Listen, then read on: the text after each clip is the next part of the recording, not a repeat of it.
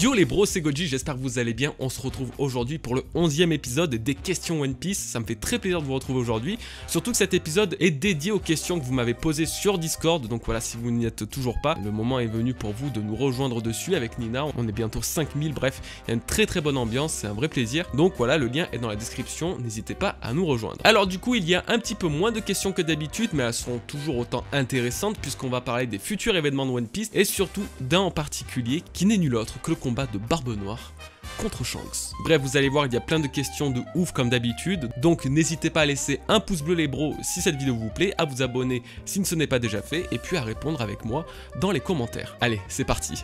Alors, question de Jim. Salut Goji, merci pour ton taf et ton enthousiasme, merci à toi poto. Ensuite, ma question porte sur les alliés des Mugiwara. Comment vois-tu l'avenir de Law et Kid? Ils sont des alliés de circonstance, et à la fin d'Onigashima, tout cela devrait s'arrêter. Qu'est-ce qui, selon toi, pourrait les motiver pour continuer l'aventure avec Luffy? En tout cas, c'est ce que j'aimerais. Ils ont actuellement strictement aucune raison de continuer leur aventure auprès de Luffy. Pourquoi? Parce que ça reste de base des capitaines. C'est pas des gens qui sont isolés, c'est pas des gens que Luffy a récupérés, qui n'ont plus rien, qui ont une ambition, qui ne pourront suivre seuls. Ça reste des supernovas, ça reste les principaux rivaux de Luffy même. Et pour moi, ils feront tout simplement leur vie. Voilà. Malgré le fait que ce soit leurs rivaux, ils pourront combattre à ses côtés plus tard, justement dans cette fameuse grande guerre qui risque d'arriver. Il n'y a aucun problème à ça. Par contre, ils vont suivre chacun leur route. Il faut pas oublier qu'ils sont tous prétendants au titre de roi des pirates et à l'accessibilité du One Piece, à la découverte du One Piece. Et je vois pas quelqu'un se rallier à Luffy, surtout que c'est pas trop la mentalité de Kid, tu vois, par exemple. Kid, c'est un mec qui est vraiment, je trouve, le parfait rival de Luffy. Ça représente exactement ce qu'on pourrait attendre d'un rival d'un héros shonen, tu vois. Et moi, des mecs comme lui et même comme Law, je les vois plus prétendants au titre de Yonko, hein, j'en avais justement parlé il y a de ça 3-4 ans même, où je les vois vraiment devenir des pirates puissants et importants des mers. En fait, si tu veux, c'est un peu comme l'histoire de Roger et Barbe Blanche. Ils avaient aucune raison de s'allier ensemble, ou du moins aucune raison que Barbe Blanche accompagne les aventures de Roger. Pour moi, c'est pareil. Luffy, il a sa vie, les autres, ils ont leur vie, ils ont leur équipage, ils ont leurs rêves, leur but commun. Une fois qu'Wano sera terminé, chacun ira dans son coin, jusqu'à se retrouver à un moment ou l'autre. Alors, question de Tef4, salut Goji, quelle est ton attaque technique favorite de One Piece? Personnellement, c'est le Punk Vise de Kid. Alors là, c'est une petite question un peu plaisir pour moi, j'avoue. Ça fait longtemps que j'ai pas pris une question qui m'était un peu destinée. Mais vous inquiétez pas, vous allez répondre aussi. Je compte sur vous pour répondre dans les commentaires. Quelle est votre attaque favorite de One Piece? Tout personnage confondu. Moi, je vais forcément prendre mon personnage préféré, Sanji. Je pense que mon attaque préférée le concernant, c'est le anti-maneur kick course. C'est, en fait, je trouve c'est l'une des techniques des plus simples, mais qui dégage le plus de puissance. Et venant de Sanji, je l'ai toujours trouvé incroyable. Malheureusement, là, je l'ai pas vu adapté de beaucoup de façons. Donc, j'ai pas pu trop en profiter dans l'anime, mais le peu qu'elle est apparue, je l'ai vraiment kiffé. Après, il y avait aussi effectivement le concassé contre Blueno qui était un des moments où j'ai le plus frissonné, je crois, avec bon, le Diable Jump, etc. Et justement, en parlant du Diable Jump, je pense que une des techniques qui m'a plus plu dans cette forme, c'est le poil à frire Spectre. Je trouve que l'anime a donné une bonne ambiance autour de cette technique. Donc voilà, après c'est vraiment autour de Sanji, mais sinon j'en ai plein d'autres. Le Gomu Gomu no Kanon était également l'une de mes préférées. Ouais, c'est vraiment trop chaud, mais je pense avoir fait à peu près le tour des techniques qui m'ont vraiment fait rêver. Mais du coup, n'hésitez pas à me le dire en commentaire, je le lirai avec grand plaisir, que ce soit dans l'anime ou le manga. Mais en tout cas, merci bro pour ta question qui m'a beaucoup plu. Yo, comment penses-tu que va se dérouler le reste de l'œuvre? Par cela, je parle du nombre d'arcs qu'il reste, ainsi que leur contenu, et de Gaëtan Oden. Salut Goji, je voulais savoir combien tu penses qu'il reste d'arcs. Merci, sinon continue comme ça, t'es génial, et Nina aussi. Merci à vous de les bros. Alors c'est vrai que là on arrive vraiment de plus en plus vers la fin de One Piece, on le répète chaque année, sauf que depuis je pense quand même 2020 ça a pris une tournure assez particulière puisque Oda et même ses éditeurs ont commencé à déclarer que ouais, la fin de One Piece était prévue pour à peu près 5 ans, dans 5 ans. Donc on pouvait estimer qu'en 2025, 2026, One Piece allait commencer à arriver si ce n'était pas carrément la fin de cette œuvre. Let's go Pôle emploi de chômage, yes! Bref, non, ça fait paniquer, c'est normal, c'est une offre qu'on suit depuis plus de 20 ans maintenant, parce que ça va vraiment se terminer dans 5 ans, il reste encore tellement d'histoires, tellement de secrets à découvrir que bon, ça paraît quand même assez ric-rac. Du coup, c'est peut-être passé un petit peu inaperçu, mais dans le SBS du tome 91, Oda avait répondu à cette question au sujet de cette fameuse fin de One Piece. Alors, donc du coup, il répondait à une question d'un fan qui lui demandait si la fin était vraiment dans 5 ans, ce à quoi lui, il répond: par fin, j'entends la partie la plus juteuse de l'aventure de Luffy, puisque c'est à ce moment-là que le mystère de qu'est-ce que le One Piece est à révéler. Alors moi, personnellement, je pense que ça sous-entend que dans 5 ans, du coup, Luffy sera théoriquement roi des pirates. Luffy aura du coup réalisé son rêve. En ce moment, Wano se réchauffe. Si Luffy est capable de partir d'ici en un seul morceau, nous arriverons à un développement qui engloutira le monde entier comme personne n'a lu auparavant la plus grande guerre de l'histoire de One Piece. Alors là, du coup, ça là, c'est la grande guerre du monde, sans doute qui nous opposera nous, enfin les pirates et les révolutionnaires, au gouvernement mondial, donc pour établir la véritable histoire, pour juste détruire la monarchie, et ça sera sans doute le moment où le gouvernement mondial sera ébranlé au point que leur grand pouvoir se voit être entièrement révoqué et que la véritable histoire qu'ils ont tenté de cacher pendant 800 ans soit révélée au monde. J'ai dit ce que j'ai dit pour que le cœur du lecteur soit préparé, car ça sera un arc si long et un qui va vraiment épingler les choses vers la ligne d'arrivée. Alors pour moi, la ligne d'arrivée, ça reste toujours Luffy, roi des pirates. C'est la seule chose qui va vraiment pouvoir conclure le manga, c'est la raison de pourquoi One Piece, tout simplement. Donc épingler les choses vers la ligne d'arrivée, ça sous-entend pour moi que cette grande guerre qui va arriver va directement faire en sorte que Luffy soit roi des pirates, ou du moins va le mener vers ce titre ultime. Donc cette prochaine grande guerre ne sera pas la fin littérale de One Piece, mais mettra les choses en place pour la fin de One Piece. Cela étant dit, j'apprécie vraiment de redresser Wano en ce moment et je suis ravi de le terminer. Donc voilà, alors pour moi, si en 5 ans, on doit, à la fin de ces 5 ans, 6 ans, on doit avoir Luffy roi des pirates, on peut pas se taper 4-5 arcs de One Piece. Un seul, 2 arcs, allez, on va dire un arc de transition, un peu à la Zou, peut-être un peu aller à la Punk Hazard ou Île des Hommes Poissons à la rigueur qui fait moins de 50 chapitres, mais on n'aura plus d'arcs comme Wano ou comme Dressrosa par exemple qui ont fait plus de 100 chapitres. Wano il en fait actuellement plus de 120 il me semble, je sais plus exactement, même beaucoup plus. Ce genre de truc ça sera plus possible, sauf peut-être pour la grande guerre finale. Clairement je pense qu'on peut à peu près s'asseoir sur Elbaf. Je pense vraiment que ça sera un truc de transition qui fera peut-être un peu comme Zou, une vingtaine de chapitres. Voilà. Mais n'hésitez pas du coup à me dire en commentaire comment vous voyez la suite de One Piece, comment pour vous ça va se dérouler, même si je suis bien d'accord, ça reste très flou. Akagami no Nia. Yo Goji, je pense que la fin de l'arc Wano est proche, et j'aimerais demander que penses-tu des prochains agissements de Barbe Noire et si Shanks pourrait faire quelque chose contre ça. Merci, j'adore tes vidéos, elles me remontent le moral, et en plus t'as une voix reposante. Merci beaucoup.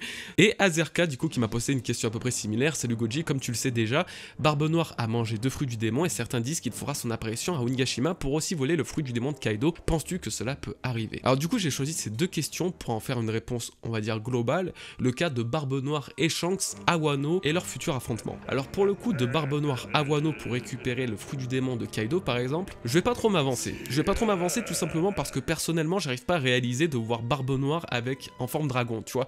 Du coup c'est vraiment quelque chose qui est juste hyper personnel. La théorie en elle-même je trouve qu'elle tient très bien. Et justement on va en venir, je pense vraiment que Barbe Noire va débarquer sur Wano, ou Onigashima du moins, pour tuer Kaido. Même si c'est un petit peu téléphoné, même si ça devient un petit peu gros finalement avec le recul, c'est une de mes premières théories que j'ai eues sur l'arc de Wano Kuni il y a de ça quasiment 3 ans maintenant. Tous les empereurs du monde finissent par se retrouver sur Wano. Il y a cette sensation que tout orbite autour de cet arc et de cette île. Déjà de retrouver Kaido et Big Mom, qui ça fait déjà la moitié des empereurs, hein, on est d'accord. Le fait que la plupart des événements qui se déroulent actuellement à la rêverie et qui ont donc un espèce de parallèle avec l'arc de Wano, on peut y retrouver justement Barbe Noire qui agit, qui est en train de bouger actuellement. Shanks qui a eu cet entretien légendaire avec le Gorosei pour parler d'un certain pirate. Il y a vraiment un truc qui orbite autour des 4 empereurs. Les grands noms de ce monde, comme le disait Sangoku, sont tous liés à Oden de près ou de loin et de cette île. Donc moi vraiment à l'époque, quand Big Mom est arrivé, je me suis dit, en fait, ils vont tous débarquer, c'est quasiment sûr. Alors du coup, pourquoi Shanks pourrait réellement débarquer sur Wano Kuni? Tout ça, c'est à cause de la mort de Kaido. On sait que Kaido veut mourir, c'est indéniable, elle a été son premier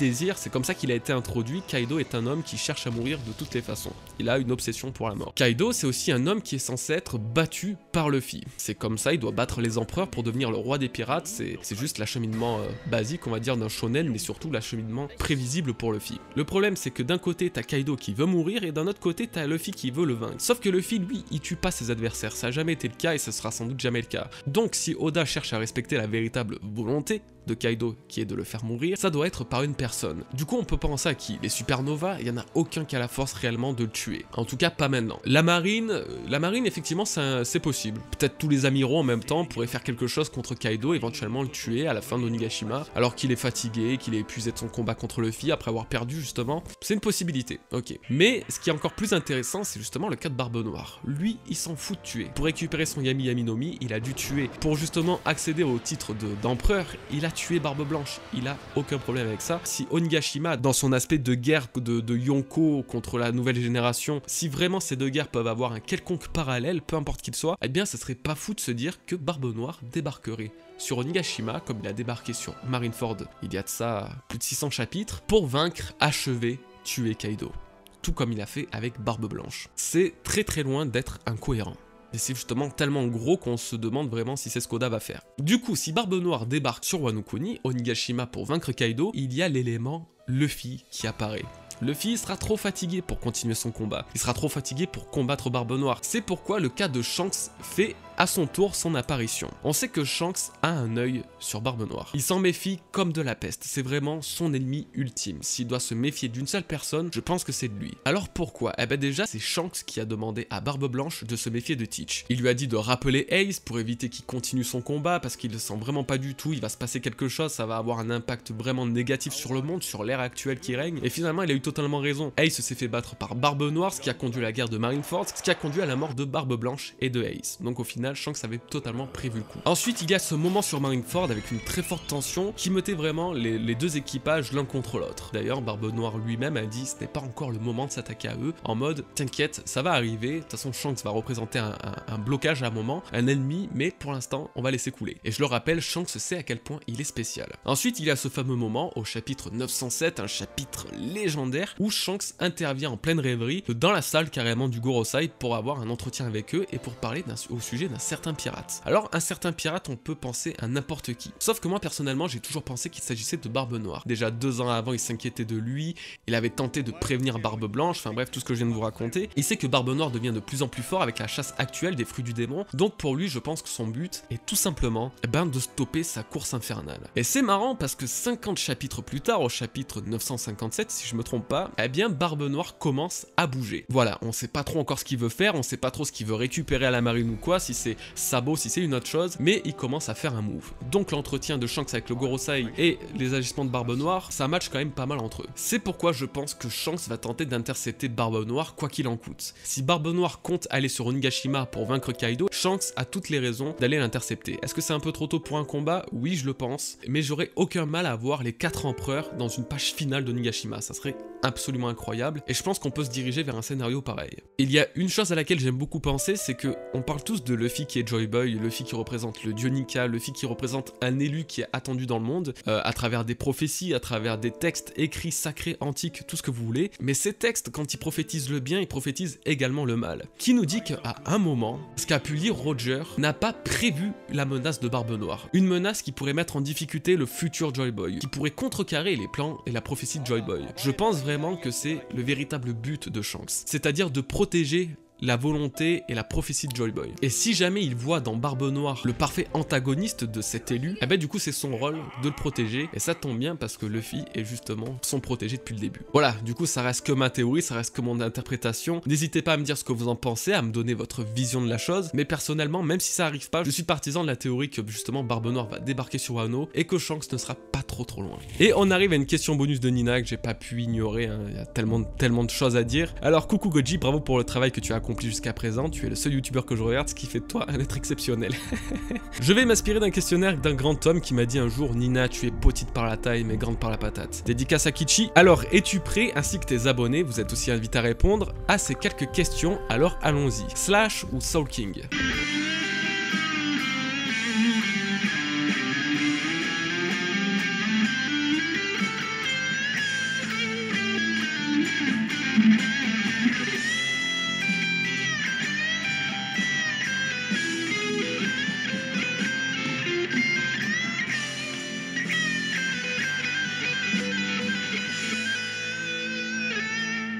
Vous avez la réponse. Horikoshi ou Togashi? Alors là j'avoue qu'on n'est plus du tout dans le style de One Piece, dans le thème de One Piece. Par contre, entre Hunter x Hunter ou My Hero Academia, bon là j'avoue que c'est horrible. Je pense que vu que My Hero Academia suit le véritable développement qu'on attendait tous de Hunter x Hunter, qu'on sait que là on arrive vers une fin, vers quelque chose de concret et de terminé, je pense que je vais dire Horikoshi, même si vraiment Togashi a marqué mon cœur à jamais. Mais j'avoue qu'Horikoshi l'a fait très fort. Sanji ou Zoro?